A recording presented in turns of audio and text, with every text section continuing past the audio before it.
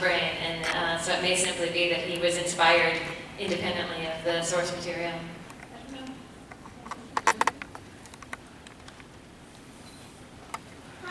Hi. Again. Every panel I've been to, everybody thanks the panelists for coming, but really, thank you guys for being here. So thank you.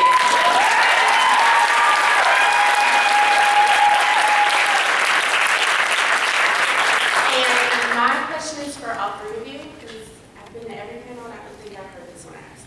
So now that we've seen the preview that Ariel has watched ashore in Storybrooke, what character is not a resident of Storybrooke that you want to see come to Storybrooke? Yeah. You mean Spoil it all! like classic character, from any character at all? Because I was actually just asked to say Not CP2, not CP2, not RGB2. I said Jack Sparrow yesterday. I'm going to keep saying it until it happens. Maybe you gotta go on Twitter now. I think they call it Blue Sparrow or something. It's my most desperate move ever. I'm going to go with a different Captain Jack. I'm going to go with Captain Jack Harkness.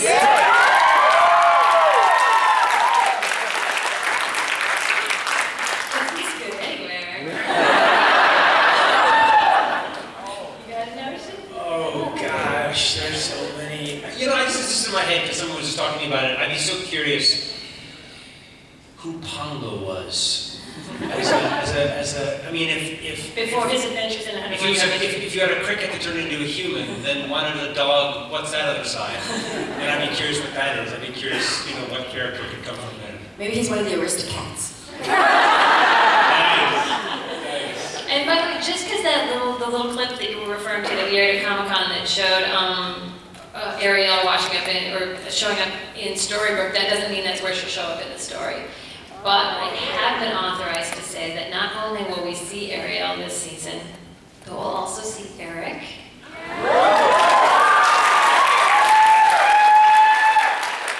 And Ursula.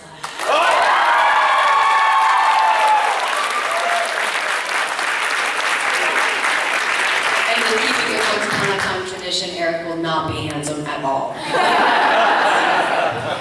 They won't be how you remember them from the movie though. There's going to be some surprises.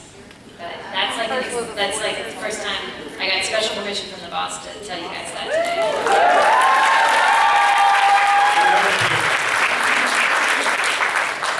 Mine's for Jane. We've seen you write for so many shows from Gilmore to Buffy, everything, and Husbands. Are we going to get to see you do anything else other than Once Upon a Time right now? Yeah, and we're also working on Once Upon a Time in Wonderland, the new show.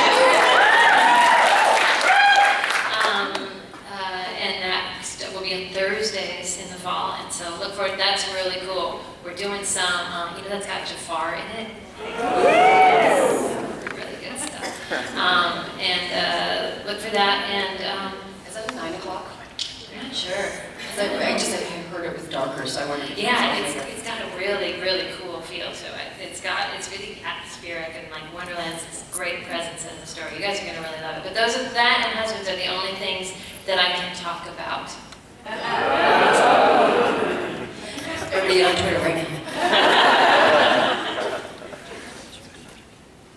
My question is for Jane. Your prediction was right about. See, we didn't even have to come. Although I love both of y'all too. I'm wondering about Belle's storyline in the second half of season 2. It seemed like she had a lot of started storylines, like running the library, kind of being an investigator, then her without her memory, then her as Lacey, then back to Belle, that didn't really seem to get developed very far. And I was kind of wondering, were any of them meant to, or were there just other things that took precedence, or what was going on in the writer's room that kind of influenced that? That was the story we set out to tell. It was like, oh my God, we're gonna give her this new identity. See Emily like really get to do something exciting and different, play this different version of Belle. That was the story we set out to tell. It's just people really seem to enjoy when we focus on the primary core family, the Charmings.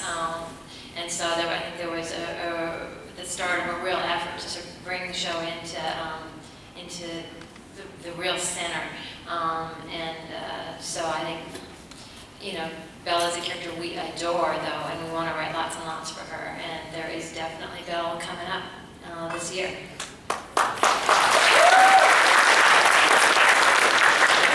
Hi, any of y'all can answer this question. Wondering, do you believe that a character can be purely evil with no redeeming qualities or good intents? And if so, are there any characters on the show right now that you believe are that way? Or pure evil. I think in general, that I don't think any character, living or dead or imagined, is black and white, one side or the other. And I think that's what makes them interesting, is that whole yin and yang, that there's always an element of good within the evil and evil within the good. And so many bad characters, that comes from such a troubled place. And I think as a writer or as an actor, that's what gives you an ability to play them. Because if you just play someone with like an arched eyebrow and evil, there's something that's sort of lacking in there. But if you give them a color whereby there was something in their past that made them go so horribly wrong, then there's empathy for them. And I think that that's what keeps you as viewers and we as readers or we as filmgoers interested in those characters, is those little bits that you can kind of recognize, something that we all understand, the places where even if we try to be good, we don't always succeed,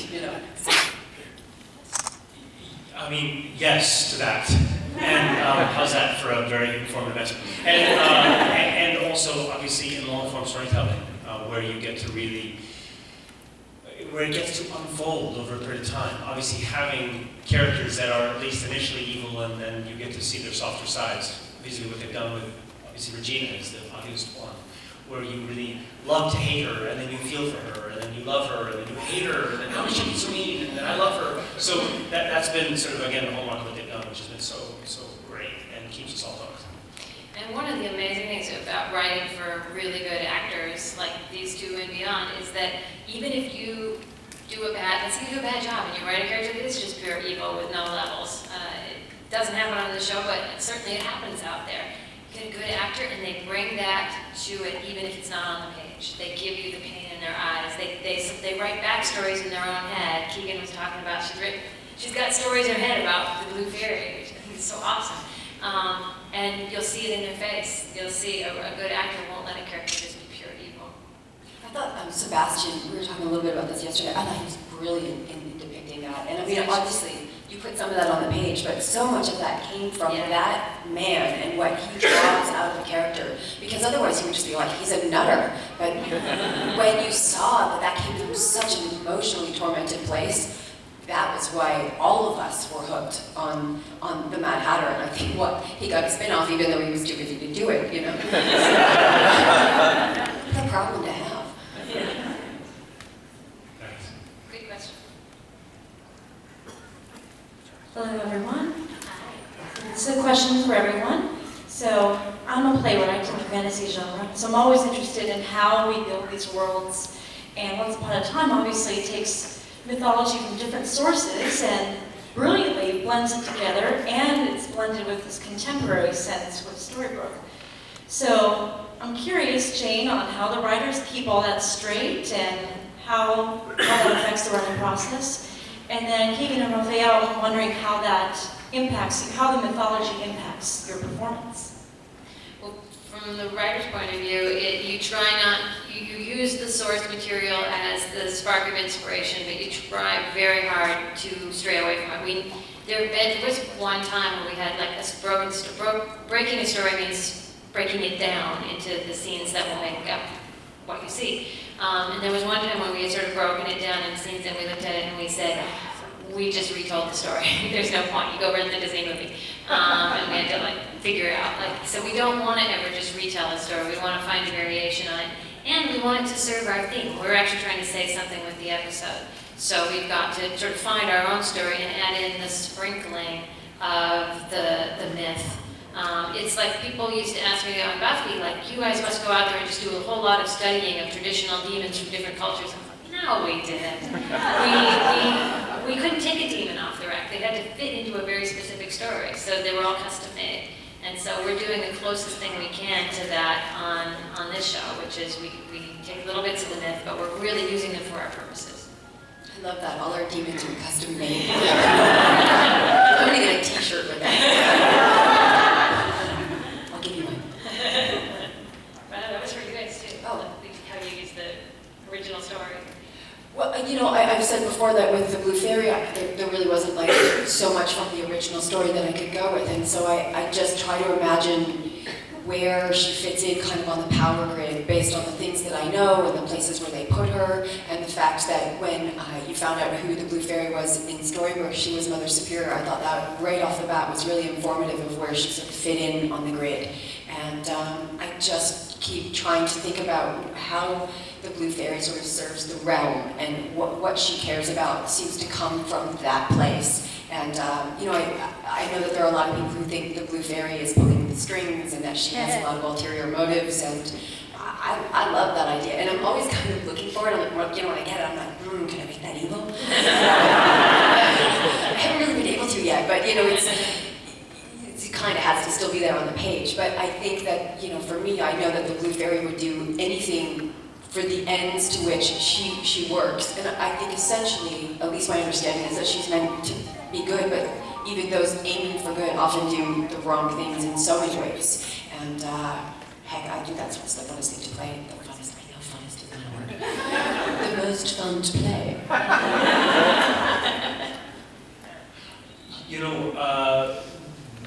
There's a huge, obviously, there are big shoes to step into with something like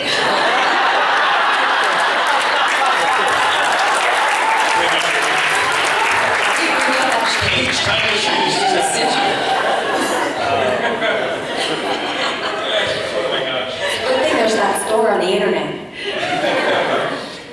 But, again, what they've done is been able to give us sort of such good stories. And what I loved about taking, as Jane was saying, elements of the story and then expanding it out. What I appreciated was that they had not taken that character associated with being good and doing good and following your conscience as just being sort of goody two shoes to be goody two shoes. That he actually had come through, in this case, an enormous amount of pain. It's a really sad episode, and the fact that he had done wrong for so long, and having done wrong for so long, knew that he had to do right and had committed his life to that. I love that. I think it gives it a spin and takes something that could have been kind of potentially treacly or saccharine and made it dimensional. And again, that's just a hallmark of what they've been able to do with the writing department. And as far as the actors are concerned, we really depend on these stories to tell our stories. Without the spines that they've given us, we wouldn't be sitting here, and obviously the show wouldn't have had as much impact. Again, I think of an exoskeleton, not a spine, but.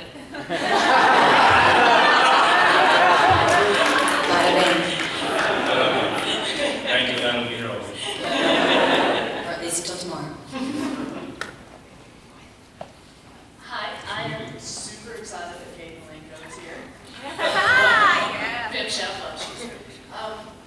This is specifically for Keegan, but he may have already answered it. I hate the Blue Fairy. I feel that I'm glad when people hate the Blue Fairy. I think that's good news for me. I feel that she's very nefarious and does have these strange, not necessarily nice plans going on in the background. Look at the glee on my face. Love that. So, are there any, can you give any spoilers? Is there? The girl behind it going, no! Are we going to find out that, everybody else in the Storybrooke Once Upon a Time world are not so sparkly? Are we going to find out that she's not? You don't know, Jane? We've seen in what's already shot this year, we've seen you be pretty tough. We've seen a little of the. I think you will start to see a stronger connection between who Keegan plays in Storybrooke and who she plays in Fairy Tale Land in the upcoming episode. I think those two start to come together, the little authoritative side of her, and so maybe. Clear as mud. That's another you just heard it here. Yes.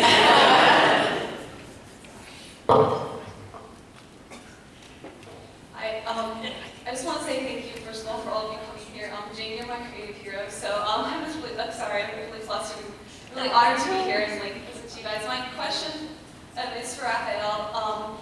And I was wondering, when you played Jimminy Cricket versus Archie, you just talked about how Jimminy Cricket has kind of been like not a very good person in his past. And what we've seen usually most of the time with the curse does make people like worse versions of themselves. And you see like Snow White with them lose her bravery. But in my opinion, we see Jimminy Cricket kind of, when we see Archie, this might just be the way he played, I think he did a wonderful job. Like you see him kind of like stand up and like almost to me do better as Archie than he did as Jimminy Cricket. Do you have any comments on that?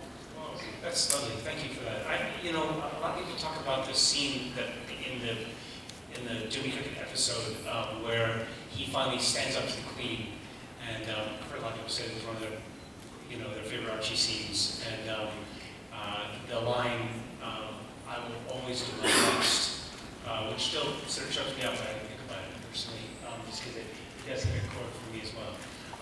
Sometimes you, as an actor, sometimes there are parts that come along that kind of hit something for you deeply personally, and clearly, when I auditioned for this part, it was literally a 6-line part. I mean, Archie in the pilot was 6 lines, and so they saw something, that is, Eddie and Adam saw something in me that I didn't, and they somehow anticipated that clearly I have a story to tell. And I've been through my own personal journeys, and again, I love being an actor because of the stories I get to tell through these characters. But there is something about what you just said, which does speak to me personally, that which if you had a bit of time and a drink, we could sit down and talk about it.